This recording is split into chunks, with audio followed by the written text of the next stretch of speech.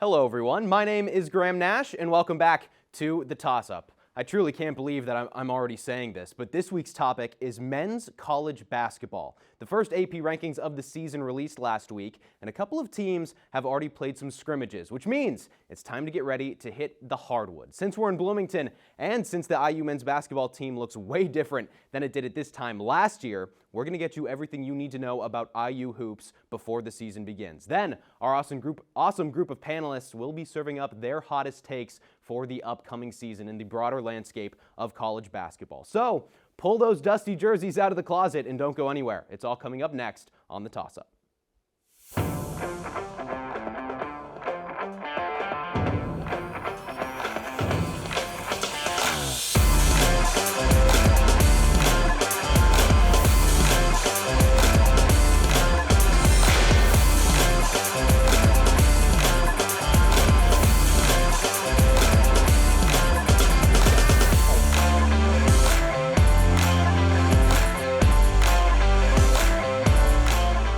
Late October, which means the leaves are turning, the puffer jackets are popping up rapidly, and college basketball is ready to begin. So much has changed since last March in the world of college hoops. There have been some notable coaching changes during the offseason, and over 1,800 players transferred since the end of last March. There may be no better example of those two changes than the Indiana men's basketball team, led by first-year head coach Darren DeVries. There's an entirely new cast of players in B-Town, and we've got a phenomenal crew here to talk ball with me today. Ian Plaskoff, Brooks White, and Noah Gerke. Guys, thanks so much for joining me today. I've been looking forward to this all week. We're going to have a lot of fun. Ian, I want to start with you.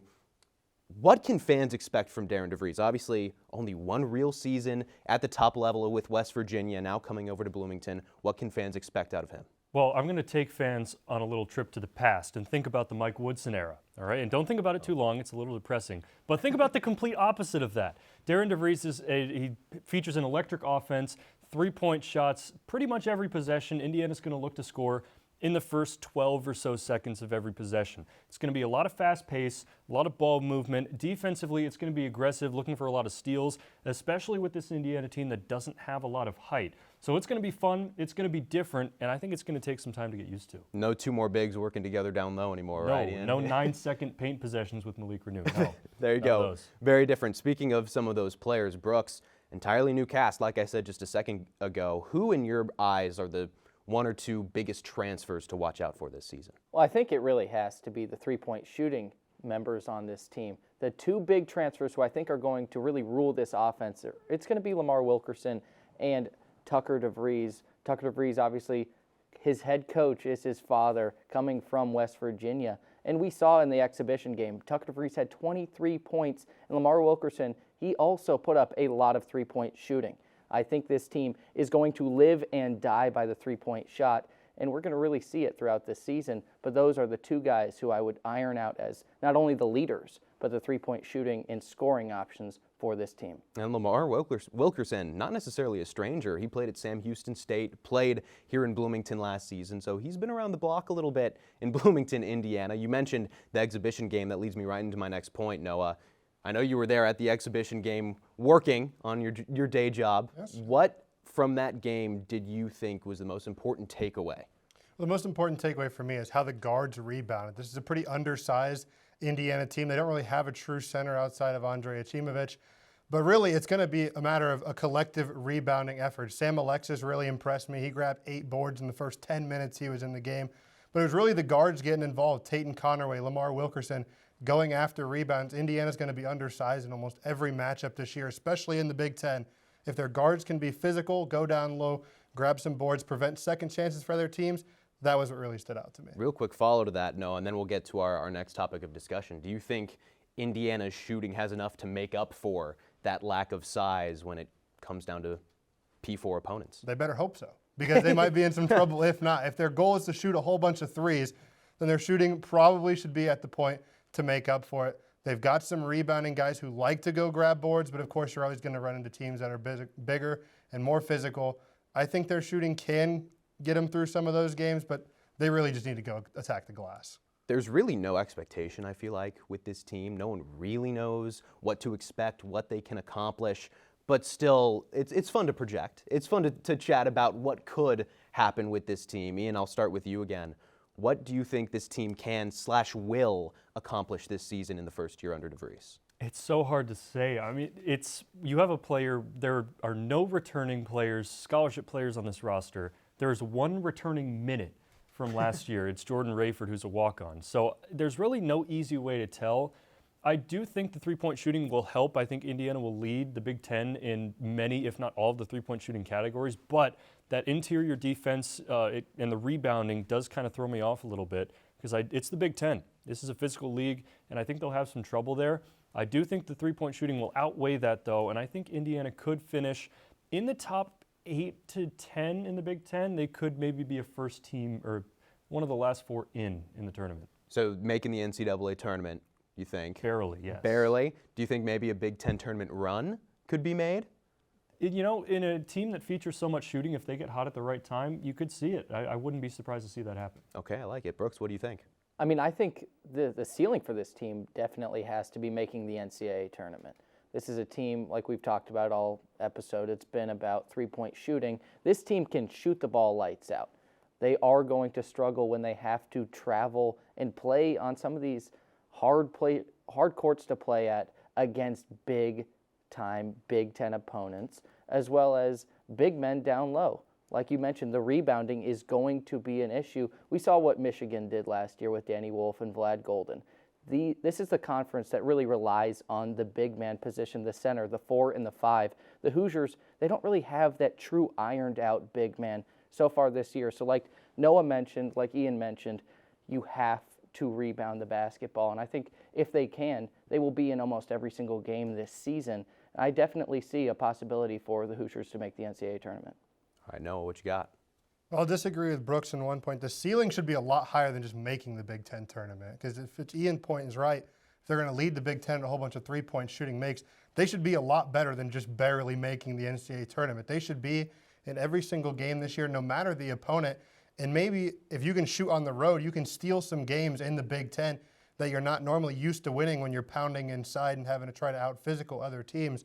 I think this is an NCAA tournament team. I'm kind of with Ian. They're right around the bubble, maybe 8 to 10 or 11 in the Big Ten. I think they do make a Big Ten tournament run because at that point, you know who's basically going to make the tournament. And if you're on the fringe, you know that's when you need to turn it up. And I think Coach DeVries is going to have a team that's going to be aware of that to make a run towards the end of the Big Ten tournament. Okay, I like it. Before we get to our hot takes, guys, I know I'm going a little bit off script here, but you all know ball and you all know football. I think the big elephant in the room is what Curt Cignetti came in and did in his first year with players that weren't necessarily at the top of the college football game. You can draw a bit of a correlation. There's a bit of a mirror there with the men's basketball team. Ian, same question for all of you, but I'll start with you. How much pressure do you think there is on Darren DeVries to perform at the high level, do with his team what Curt Cignetti did with football? There's always going to be pressure on Indiana basketball. That's just a given with the fan base that exists now. But you also think to the quality of players that DeVries has brought in, and these are all experienced guys. And I'll bring it back to the football point of in year one, Curt Cignetti didn't bring in these big name transfers. And this year, it's gotten a little bit better. It went from a quarterback from Ohio in Curtis Rourke, quarterback to Cal in Fernando Mendoza. But it also, names don't necessarily mean anything because you look at Nico Iamaleava out of Tennessee. He's at UCLA, struggled for the first 4 games, and Fernando Mendoza's a Heisman candidate. So really, you never know. Tucker DeVries could be an All-Big Ten player. He could be, a slight disappointment. Same with Wilkerson, same with Connerway, anybody. You just never know, and that's the beauty of this season with Indiana basketball. But that doesn't change. There is pressure. Brooks, any thoughts? Well, I'm with Ian. We're in the great state of Indiana, and obviously basketball is king here in this state. And with college basketball, it's obviously a lot smaller roster size than college football. Darren DeVries, when he took the job, he only took in a couple of players from the transfer portal. He's creating this program day in and day out of what he wants it to be in Indiana. So obviously there is going to be pressure for that. But this roster, they could compete at the very top of college basketball. That's not really the problem that Darren DeVries is navigating right now. It's about getting the right people in the program so he can build something 5 to 10 years down the line here in Bloomington. Noah, any thoughts? Well, I don't think there's pressure to do what Curt Cignetti did because that is unprecedented. And you see that in the landscape of college sports, because now athletic departments are turning to their coaches, oh, you're not seeing instant success? Well, there's the door. You can leave. It's very unprecedented. You don't see a team that wins 2 or 3 games every year, winning 11 games, going to a college football playoff, hopefully back-to-back years. At least it seems like it at this point in the year. It's unprecedented. So there's obviously pressure on Indiana basketball, but I don't think there's by any means any expectation of Coach DeVries to turn this team into a Final Four type team or even an Elite Eight type team. There's pressure to succeed, but it is a process, and I don't think fans should necessarily put the most pressure on instant results. Well, we'll see what this team can do before that exhibition game against Marion. Coach DeVries said that he was drawing some inspiration from Signetti and just the process that team works in, because clearly it's working for that football team. We'll see if it works for the basketball team as well. Coming up after the break, the guys are going to give us their hottest takes going into this season of college basketball. We'll be right back.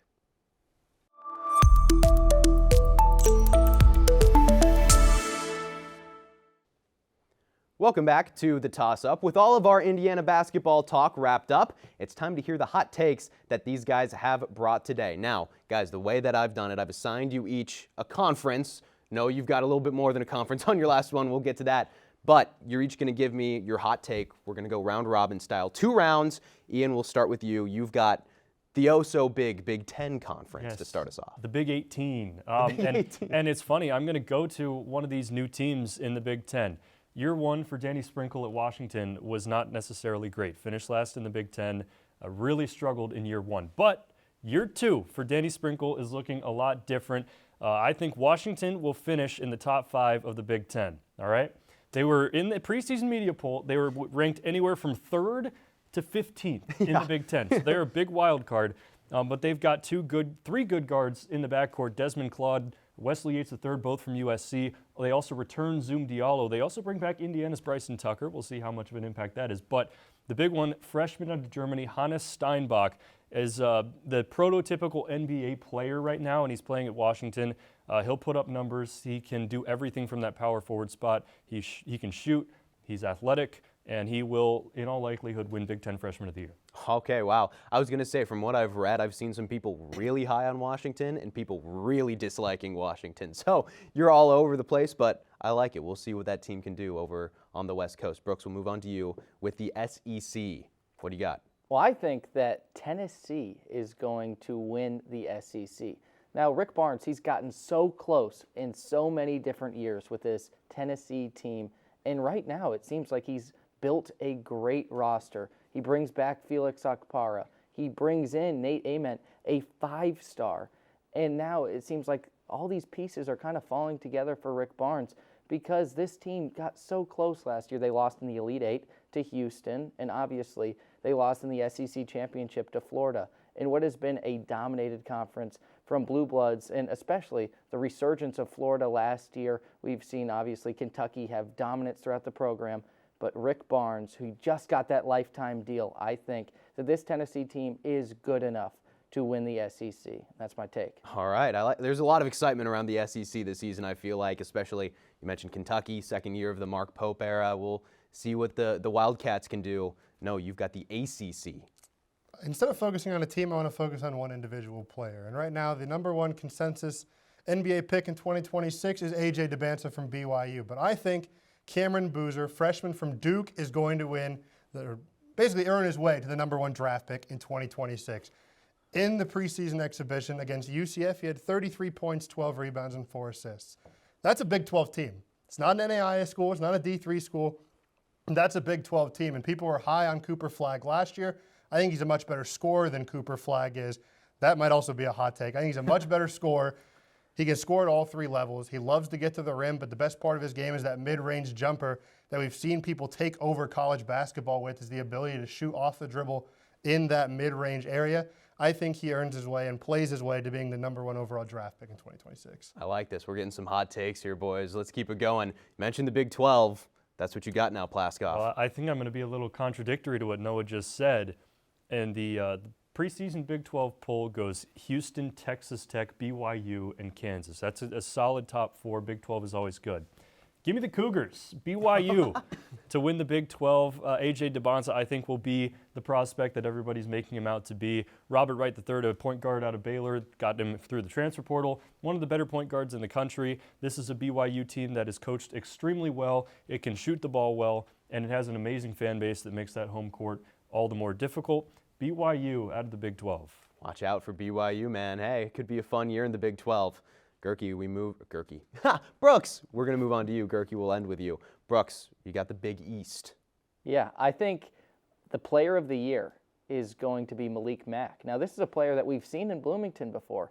Former Harvard Crimson. Now he's on Georgetown. And last year he averaged 14.5 points per game, which doesn't stand out as potentially conference player of the year, but I think he can take that next step up. We saw what the type of a three-point shooter he was, shooting around 38% throughout his collegiate career. He's been a good player everywhere he's been. I expect a step up. And obviously in the conference where everybody wants to talk about UConn or St. John's with Rick Pitino, you obviously have to look at some of these other programs. Creighton has a great team, but I think Malik Mack from Georgetown wins Big East Player of the Year. All right, I like it. Gerke, now we're going to get to you. You're going to bring us home. I couldn't give you one of these last ones, so we're just giving you mid-majors, and you're going to run with it. What you got? How about some action? Everybody loves the MAC. I think the Fighting Zips of Akron not only win the MAC conference, they win they win an NCAA tournament game this year. Wow. They bring back 3 players who scored in double figures more than 15 times last year, including 2 first-team players in the MAC. They bring back the 6th man of the year from last year, and Evan Mahaffey, Big Ten transfer from Penn State and Ohio State. He brings some Power 4 experience if you happen to make the NCAA tournament. You got some experience on the roster as well. They're picked 1st or 2nd or 3rd in the MAC conference. I think they win the conference and upset a team in the NCAA tournament. All right, watch out for Akron, making some moves in the MAC. Guys, thank you so much for joining me. This has been a lot of fun. College basketball season, it's approaching. It is here upon us, but that is going to do it for this week's show. Thank you all so much for tuning in. Be sure to continue the discussion and follow us on Instagram and Twitter at IUSTV Sports. With that, there's one thing left to do. Lob it up, find out if we'll dunk it, and we'll see you next week.